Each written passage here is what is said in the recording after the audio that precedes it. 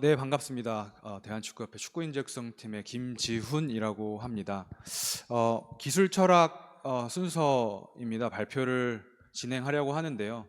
발표라기보다는 그동안 현장에서 누구보다 고생하시면서 한국 축구를 위해 힘써주신 선생님들 앞에서 보고하는 자리라고 생각하고 올라왔습니다.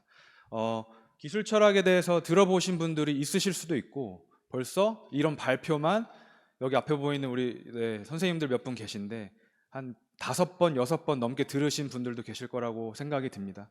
올 한 해는 기술 철학을 정립하고 저희가 곳곳에 소개하는 자리를 갖고 있고요.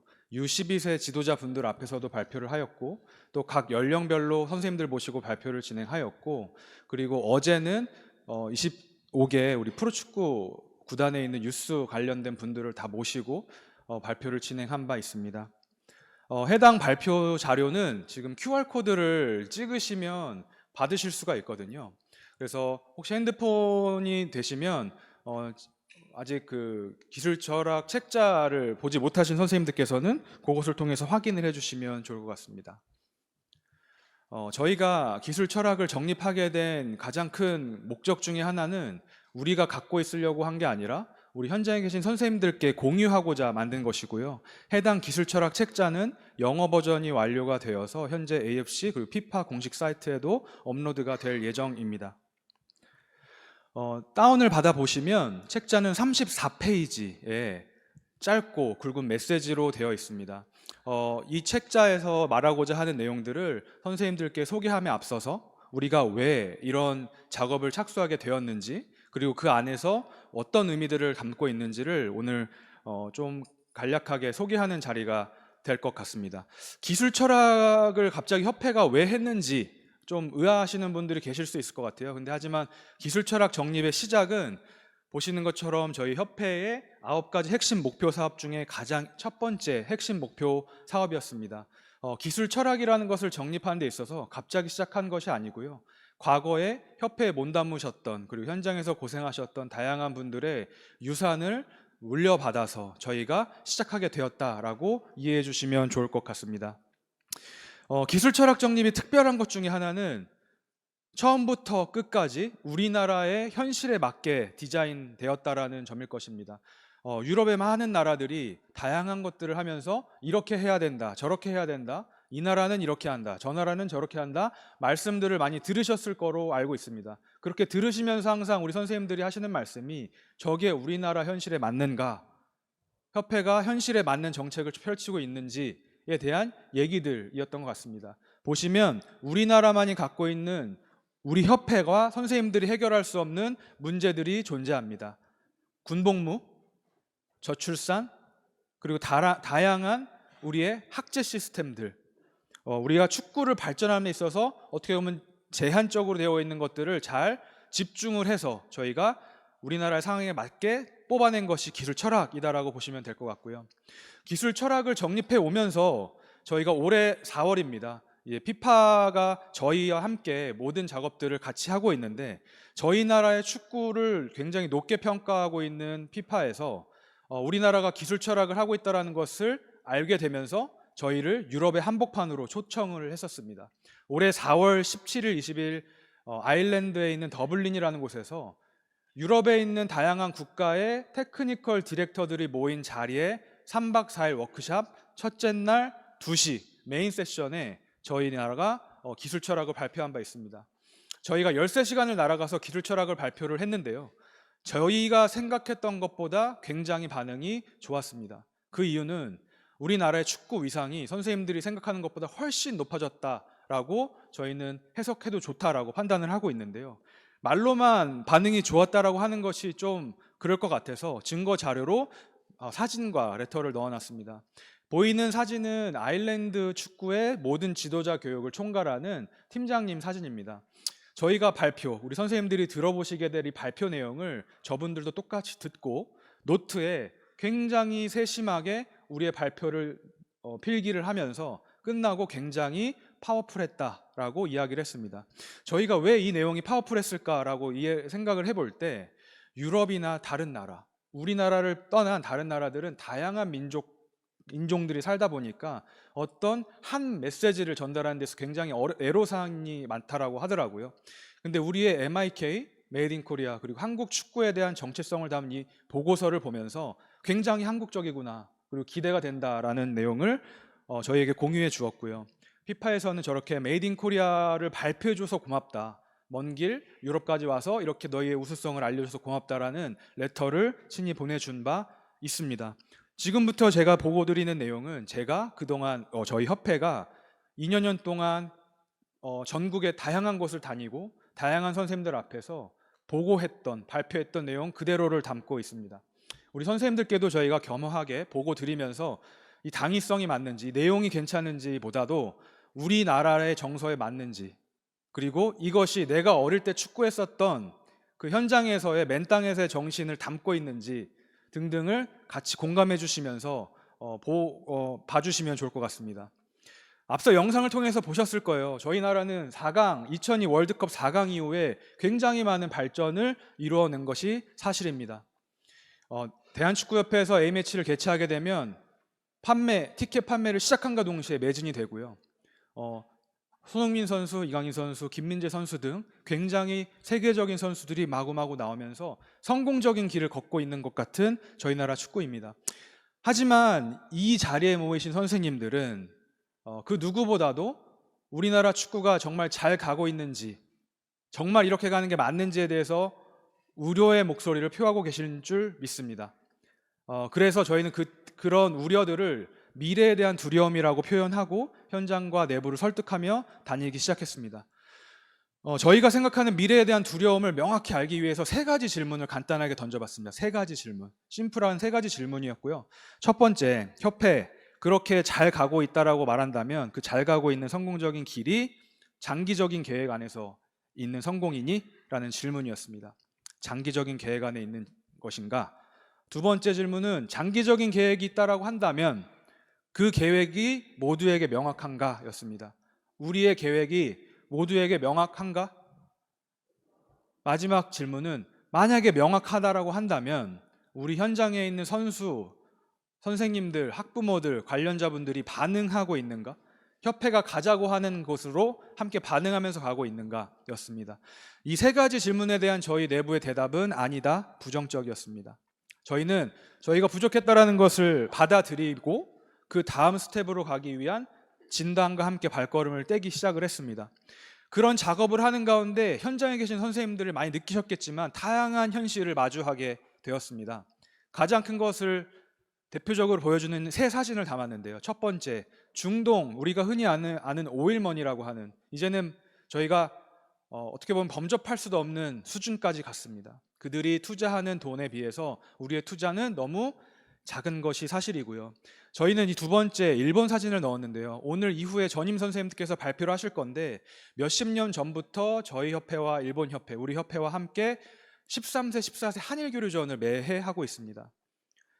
혼혈 선수 두 선수가 보이실 겁니다. 저 선수, 저희 협회에서는 13살 때부터 목격했던 선수들입니다. 혼혈 선수가 어릴 때부터 뛰고 있는데 일본 축구협회에 저희가 물어봤을 때 자신들이 조금 부족하다고 느껴지는 포지션에 전략적으로 장기적 계획 가운데 선수를 육성하고 있었습니다. 그 내용을 들었고 알았는데 10년 뒤에 저들이 국제무대에서 활약하는 모습을 보면서 굉장히 반성을 많이 했습니다. 과연 우리는 현장에서 어떠한 계획을 가지고 장기적으로 준비를 하고 있었을까? 그리고 마지막 사진은 우즈베키스탄입니다. 우즈베키스탄은 현장에 계신 선생님들과 공유하고 싶었던 내용이 과거 2002년에 우리나라 모습과 똑같다라고 생각하시면 될 것 같습니다. 연령별 대표팀이 소집하고 훈련하겠다고 하면 소속 선수를 그냥 보내줍니다. 30일, 60일 대회를 앞두고 합숙을 합니다. 특정 연령은 리그에 뜹니다. 대통령과 모든 나라가 대표팀, 연령별 대표팀의 성공이 그 나라 축구의 성공이라고 믿고 아낌없는 지원을 하고 있습니다. 지원을 아끼지 않고 있는데 저희는 저런 것을 보면서 우즈벡이 단순히 요즘 잘하고 월드컵에서 특별하게 한다라는 것보다는 큰 위기의식을 함께 가지고 공유를 해야 된다라는 좀 생각을 갖고 있었습니다. 대한축구협회도 우리나라 축구도 현실적인 노력과 변화가 필요합니다. 그러면서 현장에 계신 선생님께 여쭤봤습니다. 어떻게 해야 될까요? 우리 뭐 해야 됩니까? 크게 4가지로 의견을 모아주셨습니다. 첫 번째, 야, 우리나라 축구 정신 차려야 돼. 왜냐하면 특징이 있는 선수들이 점점 없어지거든. 많은 선생님들께서 우리나라 아이들, 유소년들의 레벨이 올라갔는데 내가 축구할 때, 선생님들이 축구할 때보다 특징이 사라졌다라는 말씀을 많이 하십니다. 훈련 시간이 적어지기 때문일 수도 있고, 어떻게 보면 무슨 이유인지는 선생님들이 아실 것 같은데 특징 있는 애들이 없어지고 점점 체계적인 시스템도 사라지고 협회가 기술 정책의 방향에 일관성이 필요하고 누가 바뀌면 흔들리고 누가 바뀌면 새롭게 하지 말고 너희 좀 장기적으로 방향성을 잡고 가라. 그리고 마지막 부분을 가장 많이 말씀 주시면서 강조해 주셨습니다. 우리나라는 해외와 많은 부분 다르잖아. 왜 자꾸 쟤네가 좋다라는 거 카피해서 왜 자꾸 따라 하려고 하니라는 말씀을 정말 많이 주셨습니다. 저희는 그 조언들, 우려들을 잘 받아서 우리의 것으로 만들려고 노력을 시작을 했습니다. 그러면서 질문을 했던 게 그럼 도대체 우리나라 축구가 뭔가? 우리 선배님들의 축구는 뭐고 도대체 대한민국 축구는 뭔가였습니다. 그러면서 정체성에 대한 고민을 시작할 수 있었는데요. 제가 협회에 입사한 지 13년이 넘어가는 것 같아요. 근데 이 프로젝트를 진행하면서 정말 반성을 많이 했습니다. 과거 우리 선생님들 첫 번째 월드컵에 출전했던 선배님들에 대해서 전혀 아는 사실이 없었거든요. 사진은 1954년 스위스 월드컵, 불과 70년 전에 첫 월드컵을 나갔던 선배님들의 사진입니다. 사진을 보시면 굉장히 근엄하고 담대하게 뭔가 기백 있는 모습을 볼 수 있는데요. 당시에는 몰랐습니다. 공부하다가 알게 됐는데 스위스 월드컵을 가는 데 있어서 비행기 티켓을 구하기가 어려워가지고 1, 2진으로 나눠서 48시간 정도 걸려서 가셨더라고요. 첫 경기를 헝가리랑 했는데 헝가리는 푸스카츠가 있는 세계 최강의 팀이었고요. 그 팀과 경기를 하는데 9대0으로 졌습니다. 근데 후반이 끝나갈 무렵에는 7명인가 8명이서만 뛰셨대요. 교체 선수가 없어서.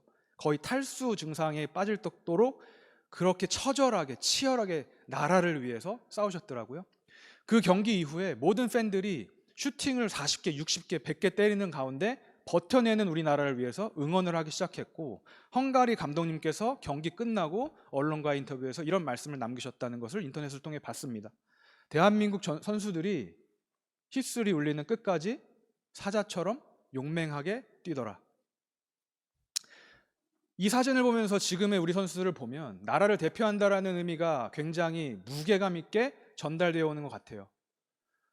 그리고 나서 저희가 과거로부터 내려왔던 역사에 따라서 다양한 단어들을 우리 전임쌤들과 여러 선생님들께 여쭤보면서 물어봤습니다. 우리나라 대표 선수들, 과거의 선생님들이 뛰었을 때 모습들은 어떤 모습이었습니까? 다양한 단어들이 나왔습니다. 다양한 단어들이 있고 투지, 기백. 그러면서 저희가 알게 된 굉장히 심플한 사실은 우리나라는 과거부터 지금도 미래까지 남녀 선수 모두 태극전사라는 것이었습니다.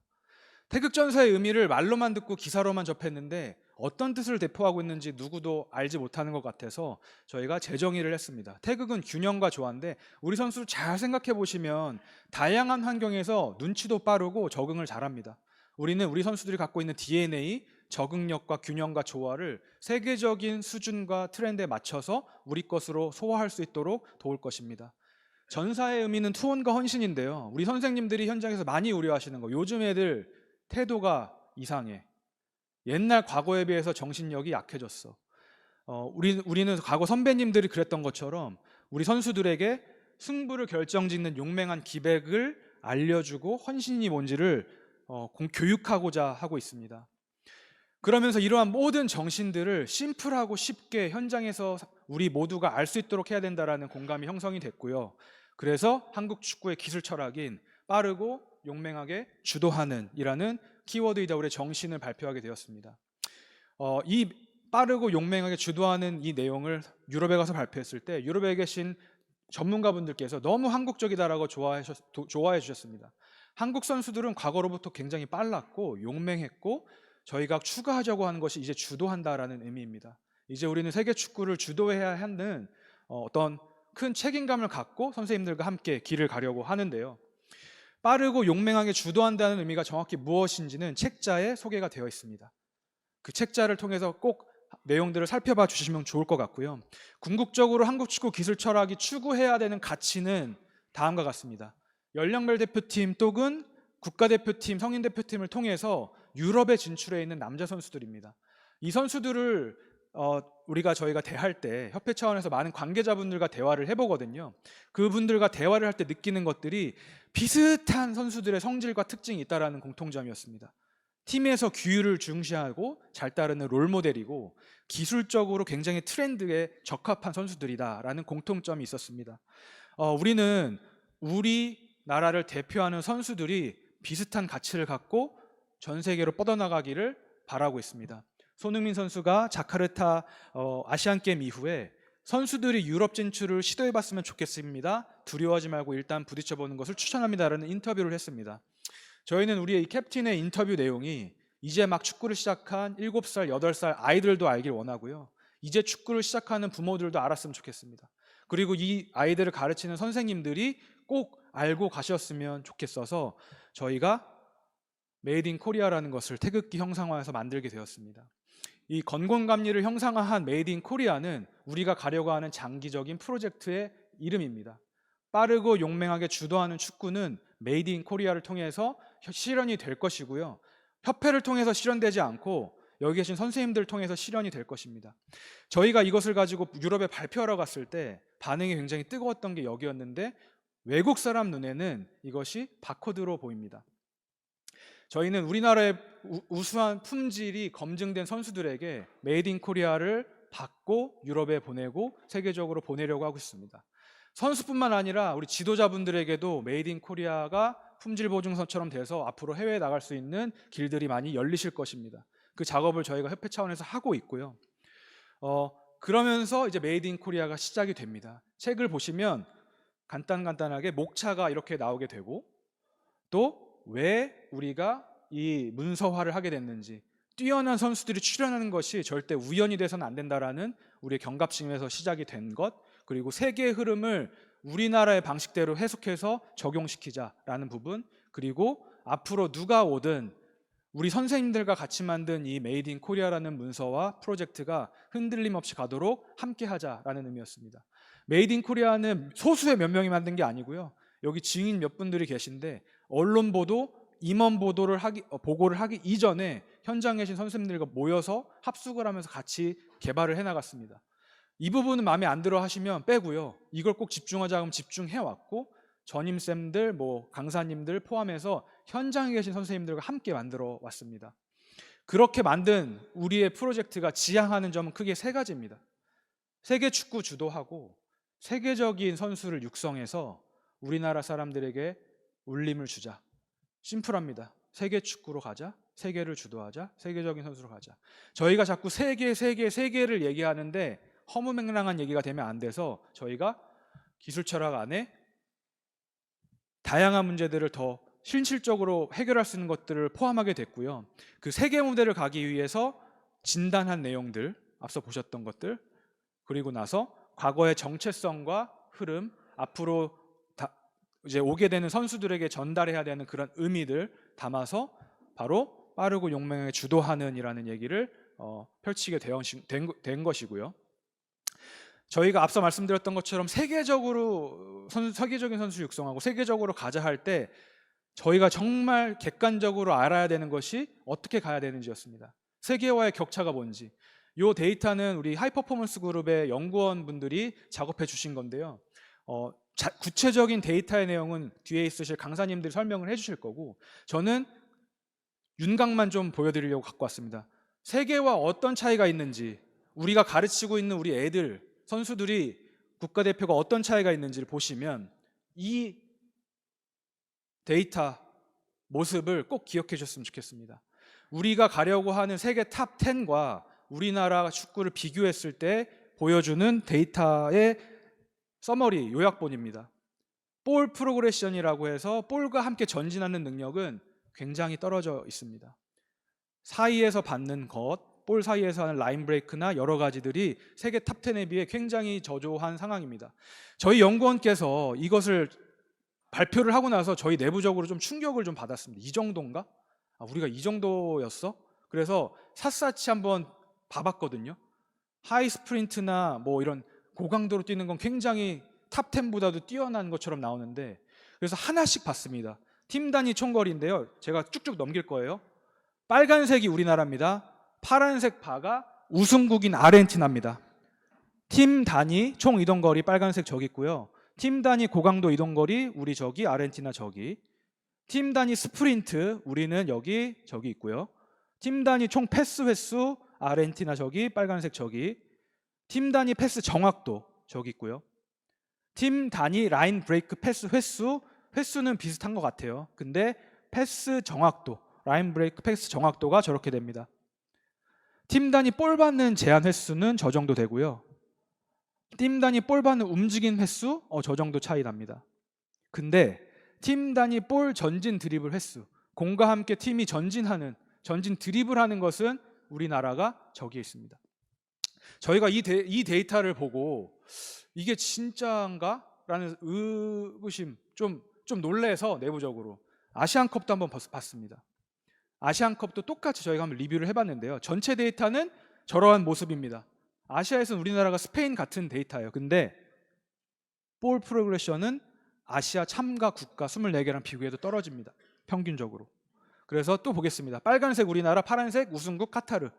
이동거리, 고강도 이동거리, 스프린트 이동거리, 패스 횟수, 패스 정확도, 라인 브레이크 횟수, 라인 브레이크 정확도, 팀 단위 볼 제한, 팀 단위 볼 받는 움직임, 볼 전진 드리블. 저기 있습니다. 저희 나라가. 이게 저희가 왜 그렇지? 문화적인 차이인가? 어릴 때 뭐가 잘못됐나? 그래서 연령별을 다 여자 대표팀 연령별 17세, 20세 다 봤는데 데이터가 똑같이 나왔습니다. 우리 선생님들과 공유하고 싶었습니다. 세계 탑 10으로 가려면 우리가 어떻게 뭘 해야 될까? 왜 이런 문제가 발생했을까? 어떻게 해결해야 될까가 우리 선생님들과 제가 공유해야 되는 과제인 것 같고요. 그래서 저희가 내부적으로 유소년 단계에서부터 이렇게 하자. 경기 상황에 맞는 훈련을 해야 된다. 실전보다 더 강한 압박과 인텐시티가 있는 걸로 훈련을 가야 되고 더 빠른 템포 안에서 살아남아야 되고 1대1 공격과 수비 집중해야 되겠구나라는 유소년 정책을 마련하게 되었습니다. 유소년 정책을 실현하기 위해서 우리의 장기적 관점을 실현하기 위해서 게임 모델을 소개합니다. 창의력과 다양한 것들을 해결하기 위해서 게임 모델을 소개하고요. 게임 모델 안에 저와 같은 구조들을 가지고 저희가 추진을 해나가고 있습니다. 중요한 것은 게임 모델의 색칠은 지도자분들이 하셔야 된다는 것입니다. 누구도 게임 모델 안에서 선생님들의 영역을 침범해서는 안 되고 그 전문성을 존중받으셔야 합니다. 그래서 그 전문성을 더욱더 보여드릴 수 있도록 구조들을 짜놨고 주요 원칙들을 다음과 같이 담아놨습니다. 우리가 이렇게 담아놓은 이유는 우리의 단점을 극복하기 위한 내용이다라고 이해하시면 될 것 같고요. 그 안에서 어떤 국면마다 어떻게 해야 되는지를 문서화해놨습니다. 문서화한 내용들이고 이러한 것들을 경기에서 어떻게 해야 될지를 컨셉을 짜는 것까지 넣어놨고요. 영덕에 우리 현장에 계신 선생님께서 기본을 갖춘 팀을 굉장히 선호하신다고 7월에 인터뷰를 하시면서 협회가 근데 MIK를 통해서 그거를 기본을 만들으셨다라고 평가해 주셨습니다. 그 기본 중에 하나가 코칭 가이드라인과 훈련 가이드라인입니다. 우리 선수들에게 필요한 것이 무엇인지 그리고 우리가 어떻게 가르쳐야 되는지를 담아놨고요. 훈련 가이드라인을 보시면 첫 번째로 나온 것이 경기 형태 훈련입니다. 대한축구협회 기술 철학의 정책 중에 하나는 경기 형태 훈련입니다. 경기 중심의 훈련 방법으로 저희는 지금 디자인을 해나가고 있고 이것이 유럽의 트렌드입니다. 우리 선생님들과 함께 공유될 수 있도록 저희가 워크숍을 통해서 디벨롭을 해서 공유를 드릴 거고요. 중요한 것은 현장으로 내려가야 한다라는 조언이셨습니다. 이게 현장으로 한다고 해서 이런 자료를 계속 갖고 있고요. 책에도 보시면 현장 적용이 중요하게 들어가 있습니다. 더 이상 대한축구협회는 우리가 선수를 육성한다고 선언하지 않습니다. 대표 선수의 육성은 선생님들이 하시는 거고요. 저희는 잠깐 선수를 빌려서 대회를 참관했다 오는 것이고 오늘 우리 선생님들께서 준비한 발표가 선생님들이 키워주신 선수들에 대한 결과물을 같이 공유하는 자리라고 이해해 주시면 될 것 같습니다. 어떻게 해야 되는지 연령별로 우리의 목적과 목표를 설정을 해놨고요. 그리고 이 목표를 어떻게 지도자분들과 연계해서 해야 될지도 문서화해 놨습니다. 처음이라 어려운데요. 이 작업을 꼭 이겨내야지 미래 장기적으로 우리가 성공을 볼 수 있다고 믿고 있고요. 그러기 위해서 전임 지도자와 강사님들의 역할도 조금은 바뀌었습니다. 그래서 그것을 워크숍을 통해 소개를 하고 있고요. 대표 선수가 되려고 하는 선수와 지도자분들이 어떠한 행동을 해야 되는지에 대해서 저희가 문서화해 놓았습니다. 현장과 어떻게 하고 있는지를 짧게 영상으로 보여드리겠습니다.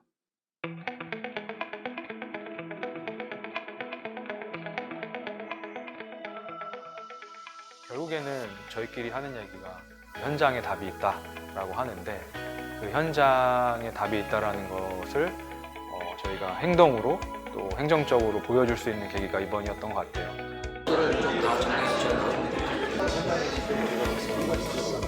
사람이 많이 모여서 많은 얘기를 하니까 많은 아이디어가 나오더라고요. 그래서 토론의 자리가 그 전에는 많이 없었어요. 근데 이제 협회에서도 이렇게 이런 자리를 이렇게 만들어 주신 거에 대해서 정말 감사하게 생각하고 있고요. 이런 자리가 좀 더 많아져야 되지 않을까라는 생각이 좀 많이 들고 있습니다. 엘리트 육성에 저희는 일단 기본적으로 초점을 맞췄어요. 그분들의 경험과 전문성을 우리가 협회가 좀 뺏어서 앞으로 우리가 무엇을 할지에 대해서 어떤 좀 인사이트를 제공받고자 이렇게 두 가지를 좀 하게 됐습니다. 저는 이 교육 차원 딱 그 목적 그 세 가지 단어를 봤을 때 상당히 기억에 남더라고요. 일단 전문성 공유, 여기 선생님들과는 다양하게 뭐 현장에서 마주치고 했지만은 뭐 구단의 철학이라든지 아니면 훈련 방향성 이런 것들을 공유할 수 있어서 상당히 좋았고, 그 다음에 두 번째가 이제 함께하는 성장.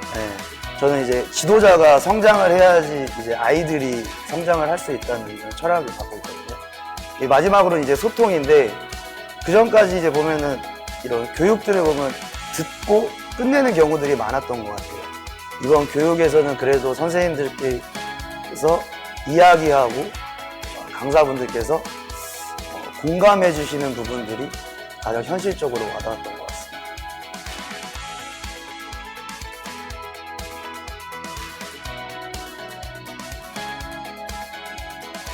Very often people forget the fundamental principle about any group. With any group you need what's called psychological safety. So every human, every person in the group feels that they can challenge each other, they can take risks, and they can be vulnerable. So that the group works to the highest possible level, where people sometimes in Korea don't feel comfortable challenging the older people or the leaders. But you need that. They need to feel that they can challenge each other, to push and push, regardless of how old you are, regardless of your role. It's for everyone's benefit.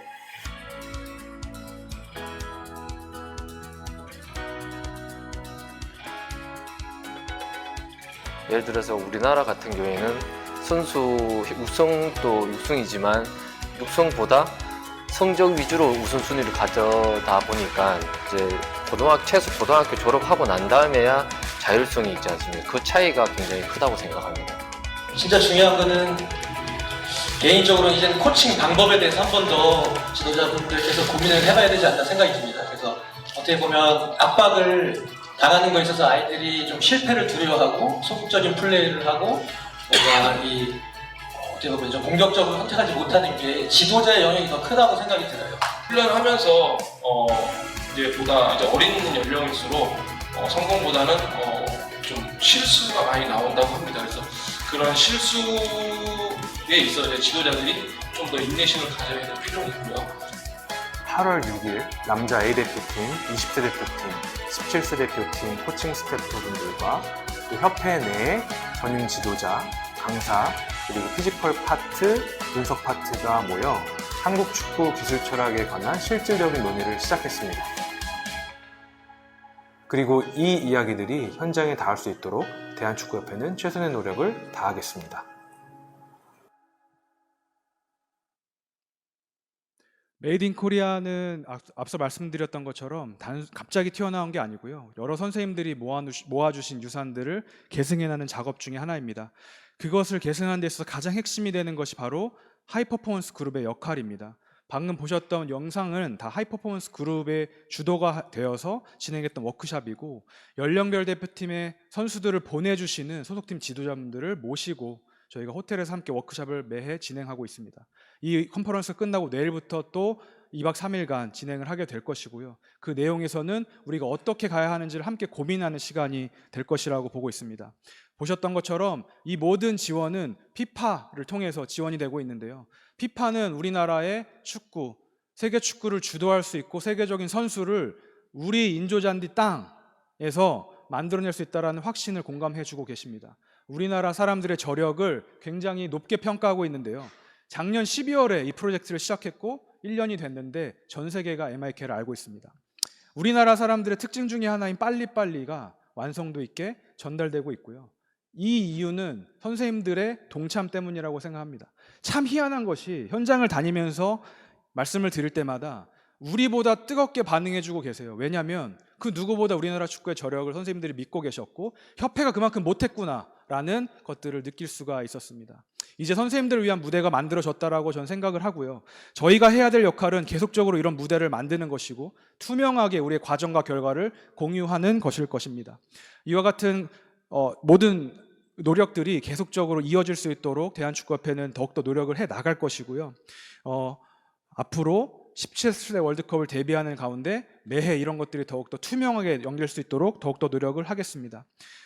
빠르고 혁명을 주도하는 한국 축구 기술 철학이 만들어지고 다음은 뭔가라고 고민하시는 분들이 많을 것 같은데요. 선생님들이 끝까지 얘기하고 계십니다.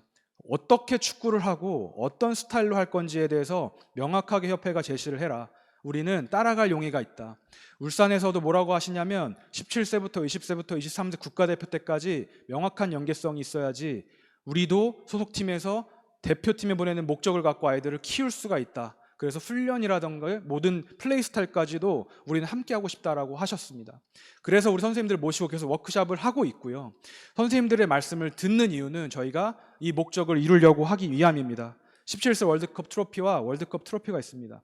저는 발표하는 이 순간에도 우리가 이거를 손에 쥘 수 있다는 믿음으로 발표하고 있거든요. 그냥 웃기려고 하는 게 아니라 제가 현장에서 몇십 년간 세계대회 다 가면서 본 것은 조금만 하면 우리나라는 무조건 트로피를 들 수 있고 세계 축구를 주도할 수 있습니다.